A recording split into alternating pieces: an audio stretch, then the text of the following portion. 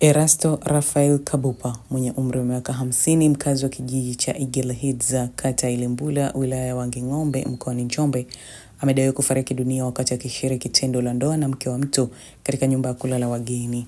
Kamanda wa jeshi la polisi mkoa wa Njombe, Mohamed Banga, amethibitisha taarifa za kifo hicho, ambapo amesema mnamo Juni 8, 2025 majira ya saa 2 usiku, Erasto ambaye ni marehemu alikuwa na mwanamke ambaye jina lake limehifadhiwa katika nyumba ya kulala wageni, na wakati wakiendelea na tendo alizidiwa ghafla na kukimbizwa kituo cha afya cha Ilembula, lakini alifikishwa akiwa tayari amepoteza maisha. Na mnukuu Kamanda Banga naye amesema baada ya kufikishwa hospitali alitambulika amefariki dunia, lakini awali alifika na mwanamke kwenye gesti inayoitwa Mwenda Vanu kwa lengo la kushiriki tendo la ndoa, na kimsingi sisi hatuna taarifa kama alikuwa ametumia dawa.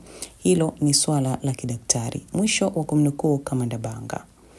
RPC Banga amesema kutokana na aina ya tukio, jeshi la polisi haliwezi kumkamata mwanamke aliyekuwa pamoja na marehemu huyo, kwa sababu wanaume wengi pia kwenye ndoa wamekuwa wakipoteza maisha kwa sababu hiyo.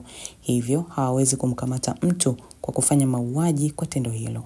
Hata hivyo, diwani wa kata Ilembula, Hezron Miale, amesema kupitia taarifa ya familia ambayo imetolewa wakati wa mazishi yaliyofanyika katika kijiji cha Ilembula, imebainisha kuwa sababu ya kifo cha Erasto Kabupa ni tatizo la moyo ambalo limekuwa likimsumbua kwa muda mrefu.